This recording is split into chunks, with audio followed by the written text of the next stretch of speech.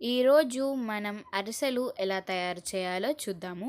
మేమైతే పండక్కి అరిసెలు వండుకున్నాము. మీరు కూడానా? అయితే కామెంట్ చేయండి. Hello guys, welcome back to BMRP Kids Rocks channel. How are you all? So let's get into the video. ముందుగా 3 కేజీల బియ్యాన్ని తీసుకొని దాన్ని చక్కగా శుభ్రంగా ఒక 3-4 సార్లు వాష్ చేసుకొని దానిలోకి వాటర్ని యాడ్ చేసుకొని ఓవర్ నైట్ చక్కగా స్టోర్ చేసుకోండి.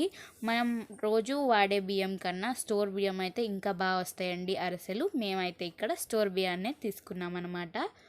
ఇప్పుడు ఓవర్ నైట్ సోక్ చేసిన దాన్ని వాటర్ అంతా డ్రైన్ చేసేసుకొని చక్కగా ఈ విధంగా పిండి పట్టించుకోవాలన్నమాట.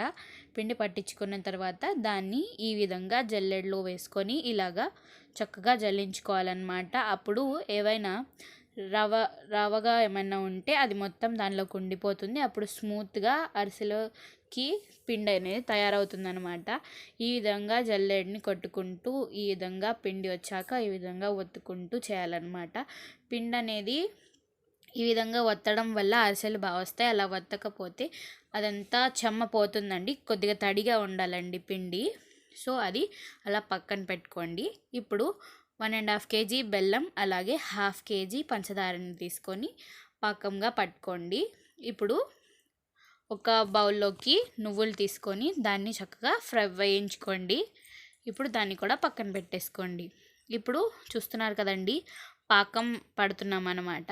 ఈ విధంగా బెల్లం పంచదారతో చక్కగా తీగ పాకాన్ని పట్టుకోండి.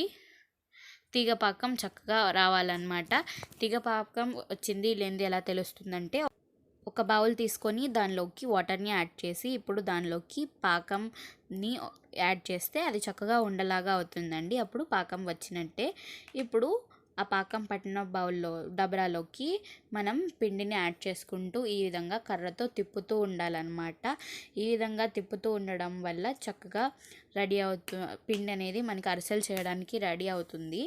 సో మనం పాకం వేడిగా ఉండగానే చేసేయాలండి ఈ ప్రాసెస్ అంతా. అప్పుడే మనకి చక్కగా అరిసెలు చేయడానికి తయారవుతుంది అనమాట. దీనిలోకి గీ అలాగే ఆయిల్ని యాడ్ చేసుకొని వీడియోలో చూపిస్తున్న విధంగా కన్సిస్టెన్సీ వచ్చేంత వరకు పిండిని అయితే మిక్స్ చేసుకుంటూ చక్కగా మీరు పాకం మొత్తం ఈ విధంగా చలివిడిలాగా రెడీ అయ్యేంత వరకు మిక్స్ చేసుకోవాలన్నమాట.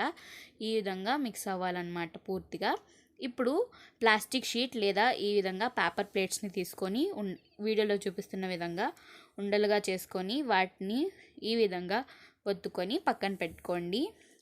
అరిసెలన్నిటినీ కూడా ఈ విధంగానే ఒత్తుకొని పక్కన పెట్టుకొని ఈ విధంగా అరిసెల్ని ఆయిల్లో యాడ్ చేసేసుకోండి. ఇప్పుడు అరిసెలు అయిపోయిన తర్వాత ఒక పక్కకు తీసేసుకొని పక్కన పెట్టుకోండి. ఈ విధంగా అరిసెల్ని ఒత్తుతారండి. ఇలాగ ఒత్తడం వల్ల ఎక్సెస్ ఆయిల్ అంతా స్ట్రెయిన్ అయిపోతుంది. అప్పుడు అరిసెలు చక్కగా నెల రోజుల పాటు నిలువుంటాయన్నమాట. సో ఈ విధంగా ఒత్తేసిన తర్వాత అరిసెలు అయితే అయిపోయినట్టు. సో అరిసెలు అయితే రెడీ అయిపోయాయి.